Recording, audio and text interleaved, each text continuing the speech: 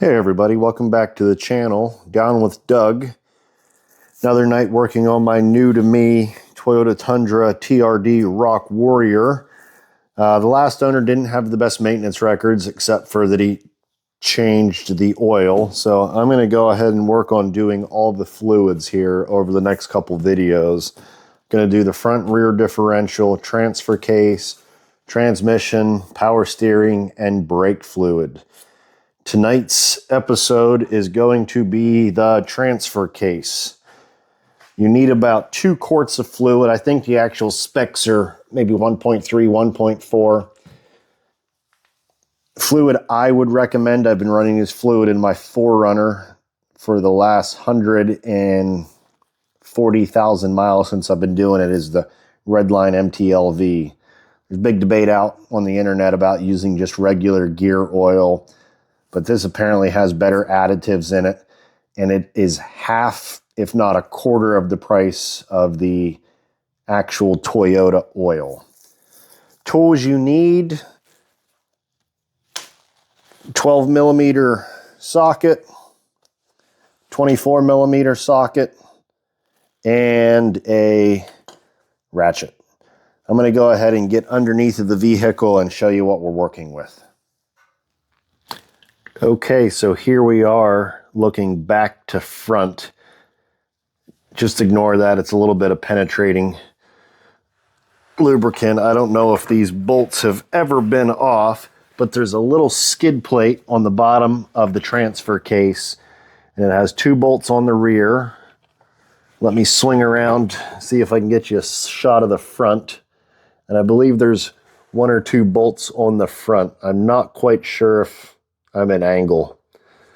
What we need to do first is remove this little skid plate, because behind it is our drain bolt. And then our fill bolt is up here. These are both what I believe 24 millimeter sockets. Let me slide it up here just to double check.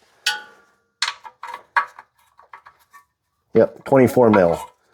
You should always remove the fill bolt first, just to make sure that you are not draining your system with a seized fill bolt. So I'm going to go ahead and set the camera down, and we're going to pop these off. Not quite sure of the angle, but just trying my best to show you what it looks like under here.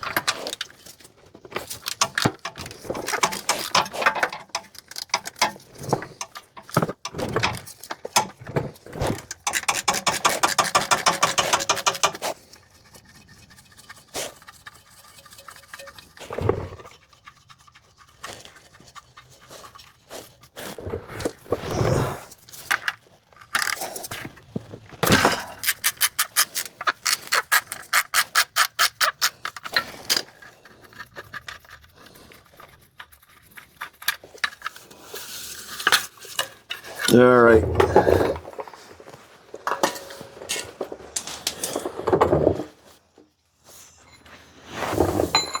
With those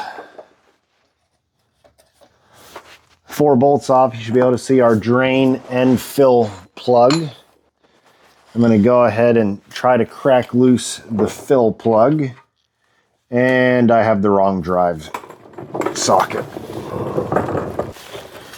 Tried to get a little better camera angle for you. We'll see how this works out.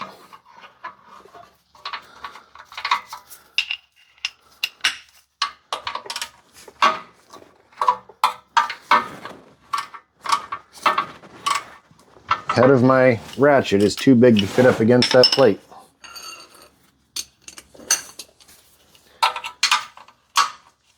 I'm just going to crack the fill plug loose. Now we're going to come to the drain plug. You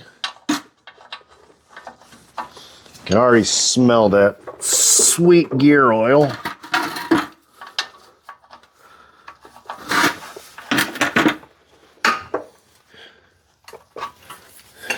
This actually came loose a lot easier than I was expecting. I like to use these graduated buckets when doing transmission and gear oil fluid, just to give me a good idea how much I've taken out.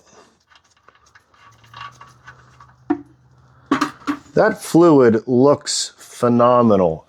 Now, I have no clue how old this fluid is. The guy I bought the truck off of had it for the last 60,000 miles, and I know he said he didn't do this. So it's at least 60,000 miles old, which I believe the factory manual calls to have this replaced every 30,000, I believe. I'm going to go ahead and open the fill plug now just to get some air through it.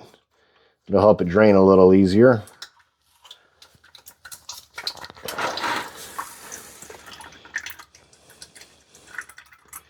I ended up buying a transmission and differential drain plug gasket kit off of Amazon. You can get the OEM parts. I'll list the part numbers below and the link to the stuff that I bought, but I'm going to go ahead and figure out which washer that I need on each of these, and once this is drained, I'll be back with you for the fill process. Okay, off camera I went ahead and installed the drain bolt. I looked it up online and the torque specs for these are 27 foot-pounds. It's the same for the drain and the fill. And I really thought I had an appropriate size transfer pump for the gallon, but I do not. So I'm just going to use this smaller transfer pump that I have for little quart-sized bottles. Get the dog hair off of it. It'll work. I'm just going to have to hold it down. I believe this is the slippery peat pump. It's got a little barb on the end that you can pop inside and it'll stay there-ish. And we're just going to pump this until fluid comes back out.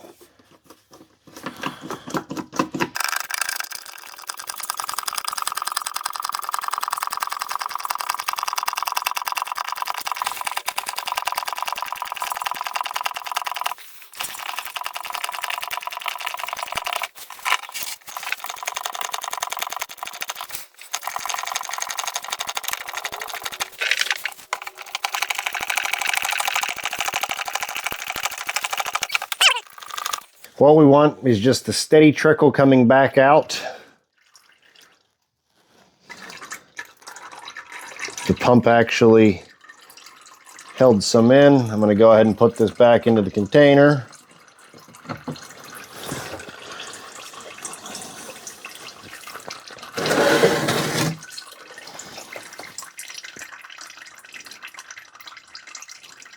Once it gets down to a slow trickle, I'm going to go ahead and put the fill plug back in. I should make known that you really want to do this with your vehicle level.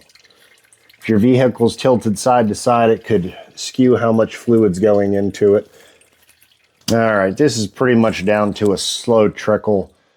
I'm not worried if it has a little extra fluid in it, so we're going to go ahead and cap it off right here. If my fingers would work.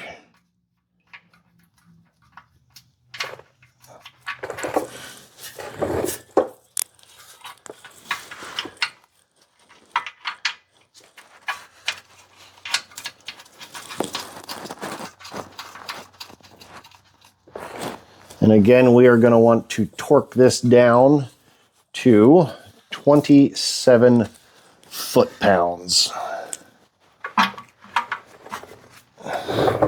Which I can't get that on there.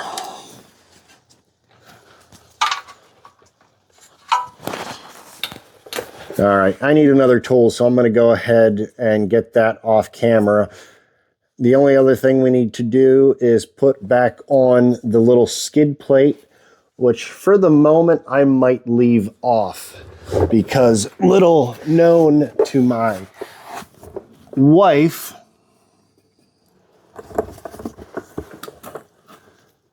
this box showed up from RCI Off-Road, and it may or may not have skid plates in it.